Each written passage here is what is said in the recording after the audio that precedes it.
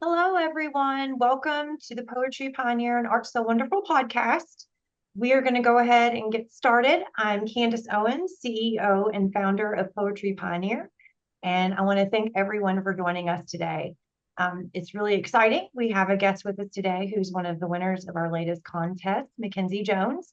She will be sharing her poem and giving a brief intro about herself and what has drawn her to poetry.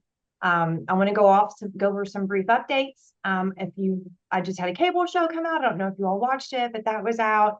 As you know, my book, The New World Light, Poetic Affirmations to Create Heaven on Earth, is available on Amazon.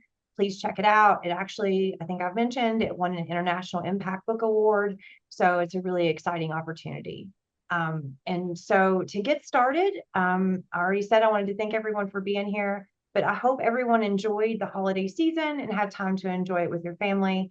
And our theme that we did the contest for was freedom. So today our conversations are going to be based on freedom, what it means to us, and how, creative expression can help you kind of get freedom, not freedom, but kind of express that freedom and what it means to you.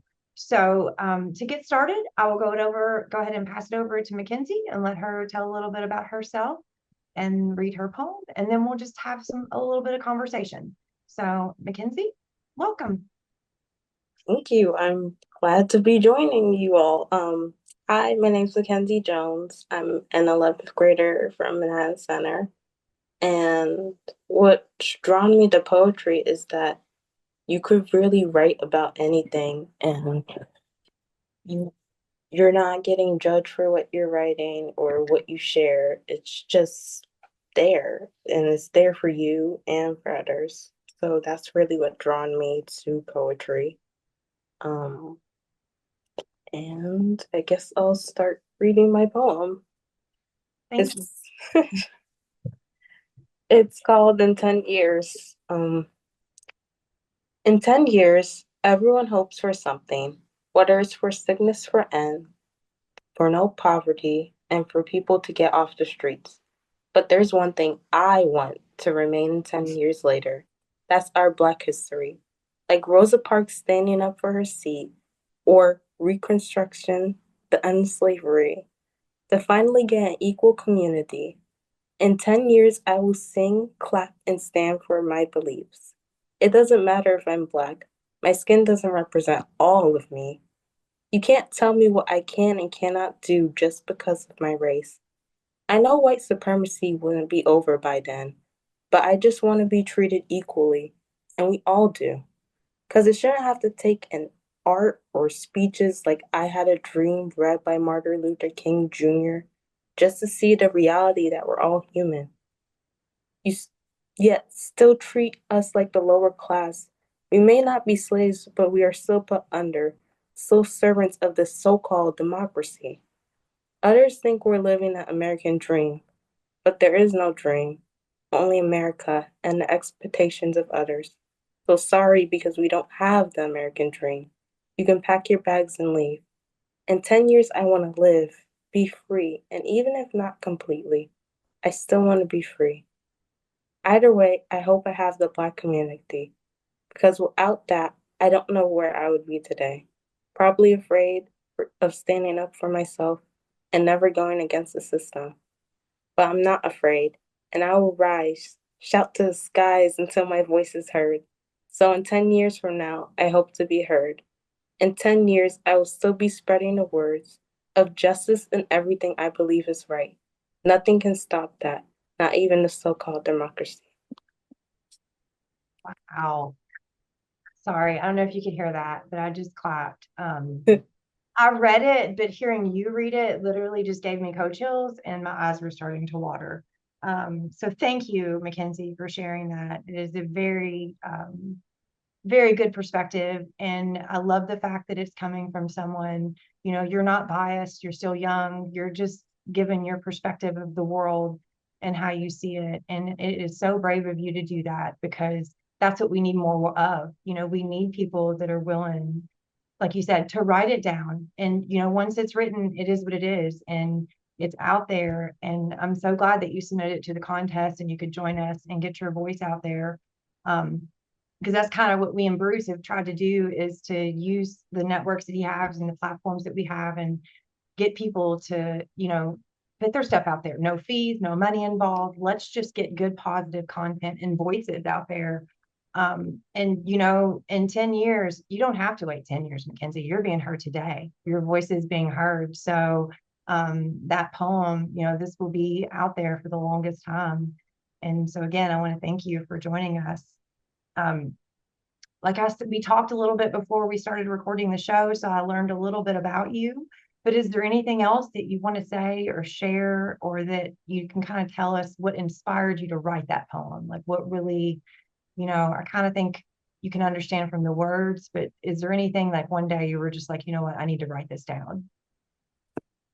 Um, well, I think I was in middle school when I was writing this, and this was a time where a lot of things were happening, especially with COVID, and everybody was inside. Nobody could really talk to anybody. And even if we were able to, it was very limited. So I was just thinking, because I wasn't even thinking of like making it out because it was COVID. I mean, it was a deadly virus. Everyone was saying, "Oh, we're all gonna die." Like this was kind of the apocalypse at this time. So I'm like, okay, if I make it out somehow, some way in 10 years, what am I gonna want? Like not materialistic, just belief wise, what would I want? So that's really why I wrote this. That's that's absolutely beautiful. And even more heartfelt because I think that time was hard for all of us. We didn't know what was going to happen. And there's still times I think, it gets scary again because you see all this stuff on TV now where it's like, there's another bird flu, there's the whatever, some kind of new virus in any different countries that they may list. And so, I think many people that I've talked to, it automatically triggers you, to go back to, oh my gosh, what's going to happen? And so I think the fact that you envisioned, though, despite what your situation was, you were able to envision what you wanted to, like, okay, if this doesn't happen, which it didn't, if we all are able to survive and everything works out, well, not all of us, but if we survive, and everything's okay, and so I think that that was a really good way to deal with that, because you could get in your head a lot during that time because there was nowhere to go, nothing to do. Like you said, nobody could talk to. It's like, what do you do? What do you do? Um, so good job. That's a really exciting thing. And so you said you're located up north. Okay, north, right? You're around the Vermont area. We'll just say I don't. Yeah. Um, and so I've a lot of the audience, I don't know if everyone knows, I live in Kentucky. So we're on two different, not too different, but we're really, really far away in our locations. And the only reason I want to bring that up is because I think it's really cool because we've had guests on here that have been from India. We've had people all around the world that have applied. And, I was really excited to get you on here because you are from the United States. And don't get me wrong, I love the guests that we've had from India and featuring them, and the other, we've had some people from Nepal, South, all these different places. But I feel like, we really needed some local voices because, we can make a global impact, but it honestly starts within ourselves and our local community to make an outreach. Every person that we interact with daily, we can make a difference with, and if you do see that person on the side of the road that's suffering or that's having a bad day, you may not be able to fix their problems, but you can see them, you can acknowledge them, and you can show human like kindness and empathy and use your words to say, hey, stay strong, it's going to be okay. And so I think your poem kind of does that too, because you always gave a little hope. It's like, even though I feel this way, I'm not going to stay down. I will. And that determination is what we need, because I call it, the world needs disruptors. We need people that are willing to come in and disrupt the norms and say, okay, I know this is how things have been for however many years, but is this the best way? Are we treating people equally? Are we seeing everyone? And, you know, race isn't everything. It's just part of who we are. It's literally science says it's just a different gene in the skin that changes the color of the skin pigmentation, but we all are the same. And not the same, but we bleed the same. We all, if we get cut, we all bleed. If someone needs a blood transfusion, they give it whatever you need. And so I think that the more we get back to, we're all on earth, we're all sharing the same place. We need peace, we need equity, we need all of that. And to hear it from the youth has really, really touched me, because I do have a younger son. And so to know that you're the generation, you're far, I mean, you're a lot further than him, but to know that that's still, that you're feeling that way, it gives me hope, right? Because we want the youth, in my mind. Yeah, I can make a difference in what I do, but it makes a bigger impact if your youth on board, right? Because your voices are just as loud, and they should also be heard. And so I don't want to keep rambling. I feel like I'm rambling, but thank you again for sharing that. And so I guess one thing I want to ask you, because it's something that we talked about, is, and I couldn't really describe it, but is there anything, like, if I could ask you, what does freedom mean to you? Is there any way that you could describe that? I know it's a hard question to ask because it's so universal, but I think we all kind of have an ideal of how we could just kind of summarize it. Like, what kind of comes to your head first off? I mean, yeah, that is a hard question, but I guess freedom to me is just to allow people to live, because there's a lot of people that's in prison or who doesn't have a home. So I feel like having the necessities and being treated equal is kind of how I would envision freedom. And I know a lot of other people envision it like way different than I would. Some people would just think that it's just get out of a place, get out of a situation. But I think freedom is like supposed to be something that's infinite.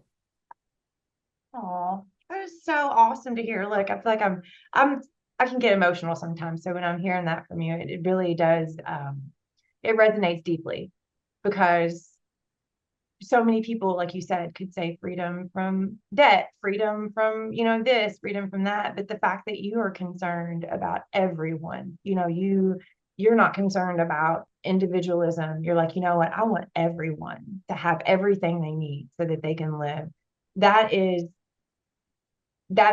I don't know. I don't even know, have a word for it, but it's amazing, is what I'll say, because um, keep being who you are and don't ever change that. Okay. As you go through life, I don't, can't give you a lot of advice, and I don't want to steer you in any kind of way, but I can tell you, in my years, things come along and they can either make you stronger or they can make you bitter, and so, and it's just life. You're going to have ups and downs. And the whole point is you're just supposed to ride it.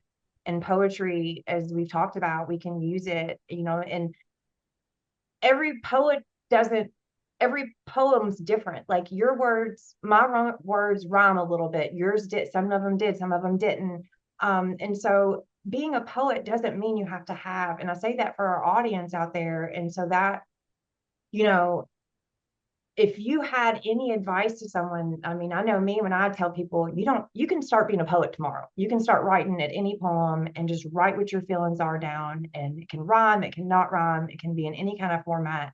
But does it make someone feel something? Can it make an impact? Can you experience? Do you have any advice that you could give any young poets, or any people out, any poets that would, or anybody that would want to write poetry? Like, where you would start? I know, like you said, what inspired you, but is there any advice that you could give anyone? Honestly, I would just say start off by writing what you want to write, because at least for me, I didn't have any clue of what I wanted to write about. But I just started thinking about stuff around the world, and not even stuff around the world, but stuff that I've been through, and I started writing about that, and that's helped me. So just start somewhere. That's really great advice. You're very wise for your age. Very, very wise. Um, it took me, I think I told you briefly that, I wanted to publish a book since I was a little girl, and it took me a very, very long time. And it's because I didn't do anything but just live, and go to work, come home, pay the bills, do the day to day, and suppress all the feelings and the things that I saw. And that ended up being detrimental to me and my health, mental health, the choices that I made in life. And once I got back into the poetry, it really helped me. And so I feel like just getting our emotions out is so important. And sharing your work with others is also important, because just like Makinsey, our backgrounds and our locations are totally different. You know what I mean? Like, we're totally different people, but your poem completely resonated with me and touched me in a way, because I see those things from a different lens. Our perspectives are different, but I can still feel what you wrote. I can feel from your words the emotions that you put into it. And I think that's the power of poetry, and that's the power of words. Is sometimes you don't know how to say things, you don't know what to do with it, and so to get it on paper, it's getting it out, and that makes things better. And so I guess the next thing that I'll ask you, and then we'll start getting to the close of the show, is I think I asked you a little bit before we actually started recording, but what are your dreams and your aspirations? Like, what do you want it, like, if you could do anything, because I ask myself that sometimes, because I don't, if I could do it, I ask my son that, if I can do anything, with the talent or the knowledge that I have, what would I do? And so, you're still young, so your future is completely, I mean, all of our futures are unlimited because we can take action at any time. But what would be, I guess, the next step for you to make a dream come true? Um, well, for me, since my dream is to make a book, specifically a poetry book, my next steps would just be keep on writing. Don't stop at this point because I've written so much now. It would be a shame just to stop. So, Okay. Well, I'll tell you this. I'm not a publisher, but I have published a book on Amazon, and I told you a little bit about that. So, after we're done with the show, I'm here to help you in any way. In my mind, we have, you're not only a guest on our podcast, we've developed a friendship, not a friendship, but a professional connection. We're both poets. We both are out here on the same mission, I feel like.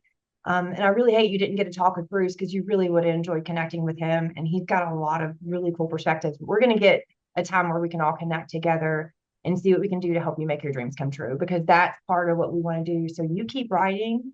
And if we can in any way help you get that book published, market it, use our networks to help you use your voice, we're here for that. Okay. So just know whatever resources we have, we are here to help you. And that is why we do what we do. And so, if you're interested, we do cable shows, and we may have you come as a guest and let you get on there and talk about, a little bit about it, and maybe share some other poems. We have more contests that we're interested in. So if you have any ideals that you'd like to suggest of themes or anything, we're open to that. Because we want our contestants to become part of, I mean, Poetry Pioneer it's a company, but it's not. It's more of a, I don't have earned income. It's more of just a mission to make an impact, and unite across the globe and the United States. So I just want to throw that out there to you, because I feel like that's really important, and that's part of our mission, and our goal is to help others. So just take that in mind, and I please don't ever give up, and always keep writing, because it will always help you. If you can't do anything, I always said, if I can't do anything, I can write, as long as I got a pen and paper. And I think sometimes I may have wrote, no, I haven't, yeah, I gotta have at least something to write with. But thank you again, Makinsey, for joining us. And I know that it was kind of, I know that the contest is in October and we're in January. So and I just realized I never answered what freedom meant to me. So I hate to put it all on you, because that's a really hard question. So I'm going to ask myself that question. Freedom means to me that humans are free from all the distractions, that we're not bombarded with constant negativity, constant worry, constant stress, the next fad, the next thing to buy, I mean, I know my 10-year-old, he can't even get on any sites to try to look at anything without being bombarded with inappropriate things on Instagram or Facebook or anywhere he tries to go. So I pray for freedom for the human mind. I pray that we are free.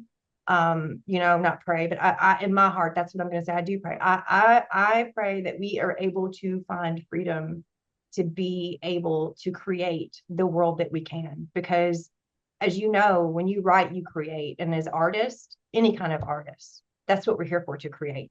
And I think if we can remember that, then we can truly be free. Then the needs and wants will automatically be taken care of, because there won't be greed. There won't be, we're just free to live. Like you said, just free to live and be human.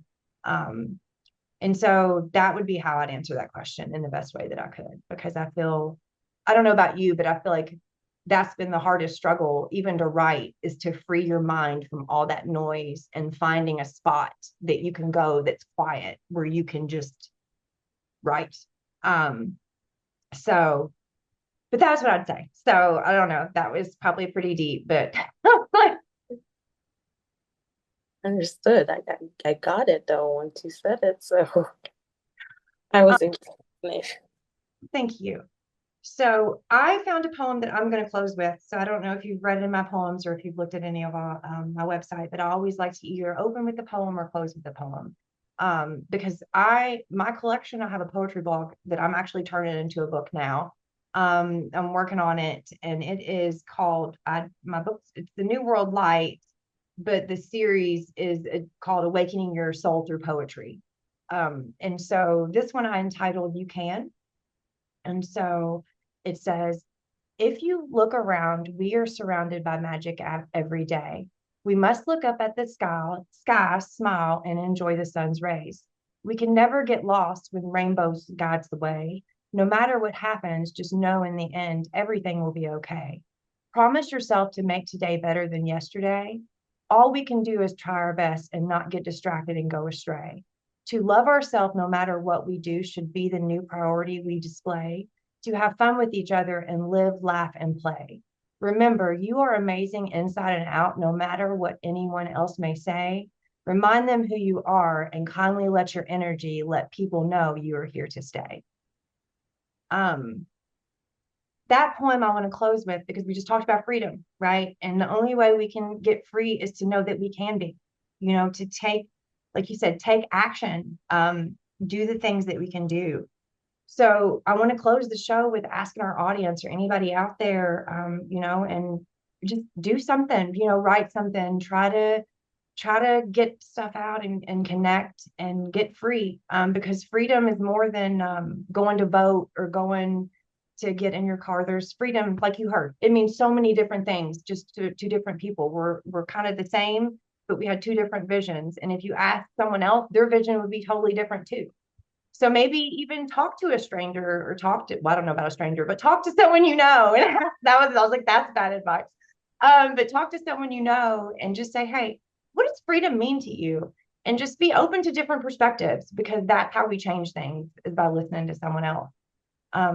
Is there anything you have that you want to close with, Makinsey, or any advice you have that you want to share? Just like you said in the poem, it doesn't matter what events are happening out here, sickness, stuff, all the political stuff, but everything will be okay. And I think that's what we have to remind ourselves, is that almost like, I tell myself everything's a test. And I tell myself that because I hate tests and I don't like to fail. So I'm like, okay, I'm going to I'm going to pass this. I'm going to pass this. And even if I don't pass, I try my best and I heck with the rest, because I know everything's going to be okay. I know, because why else would we be here? Like we're here because everything's okay, and live in the moment, because you never know when it may be gone. And so be blessed and have that attitude, too blessed to be stressed. And so again, Makinsey, thank you. And I hope you stay in contact with us, because I really enjoyed chatting with you and getting to know about you and reading your poem. And, I'd really, like I said, love to help you in any way I can to help make your dreams come true. And I'm sure Bruce would be the same. So, thank you. And everyone out there, stay tuned because we have a lot more exciting stuff to come.